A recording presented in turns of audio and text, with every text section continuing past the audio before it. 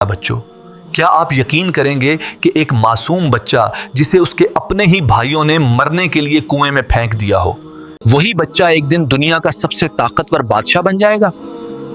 ایک غلام جو بازار میں چند سکوں کے عوض بکا، وہ مصر کے تخت تک کیسے پہنچا؟ یہ کہانی ہے حسد کی، صبر کی اور دنیا کی سب سے بڑی معافی کی۔ ابا جان، میں نے ایک عجیب خواب دیکھا ہے۔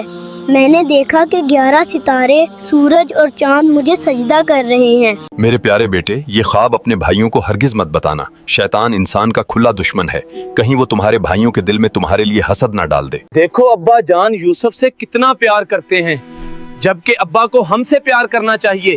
ہم تعداد میں زیادہ ہیں، لیکن حسد نے ظالم بھائیوں کو اندھا کر دیا تھا۔ انہوں نے ننھے یوسف کو دھکا دے دیا۔ بھائی مجھے مت مارو، مجھے اس اندھیرے میں مت پھینکو۔ بے یارو مددگار، لیکن اسی وقت اللہ نے ان کے معصوم دل میں وحی کے ذریعے سکون اتارا۔ گھبراؤ نہیں یوسف، ایک دن تم انہیں یہ بات یاد دلاؤ گے اور انہیں خبر بھی نہ ہوگی۔ ابا جان، ہم دوڑ لگا رہے تھے کہ ایک بھیڑیا آیا اور یوسف کو کھا گیا۔ یہ دیکھیں اس کی خون بھری قمیض۔ نہیں، بلکہ تمہارے نفس نے ایک جھوٹی کہانی گھڑ لی ہے۔ بس اب صبر ہی بہتر ہے۔ تم جو کچھ کہہ رہے ہو اس پر میں صرف اللہ سے مدد مانگتا ہوں۔ کنویں سے مصر کے بازار اور بازار سے ایک محل تک یوسف علیہ السلام کی آزمائش ختم نہیں ہوئی۔ جب انہیں گناہ کی دعوت دی گئی تو انہوں نے فوراً کہا معاذ اللہ، یعنی اللہ کی پناہ۔ گناہ سے بچنے کے لیے انہوں نے قید خانے کو چن لیا۔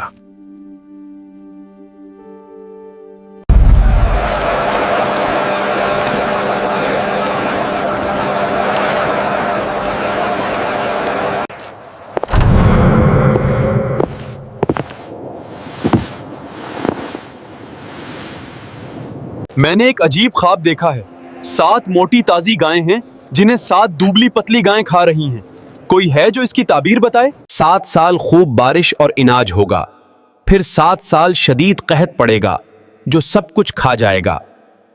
اتنی دانائی آج سے تم قیدی نہیں بلکہ میرے معتمد خاص ہو۔ میں تمہیں مصر کے خزانوں کا حکمران بناتا ہوں۔ وہی ہوا جو یوسف نے کہا تھا۔ قحط پڑ گیا۔ یوسف کے بھائی بھی مصر سے اناج مانگنے آئے۔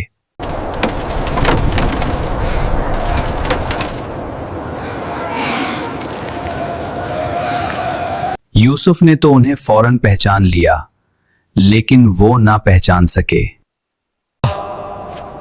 تمہیں یاد ہے تم نے اپنے بھائی کے ساتھ کیا کیا تھا؟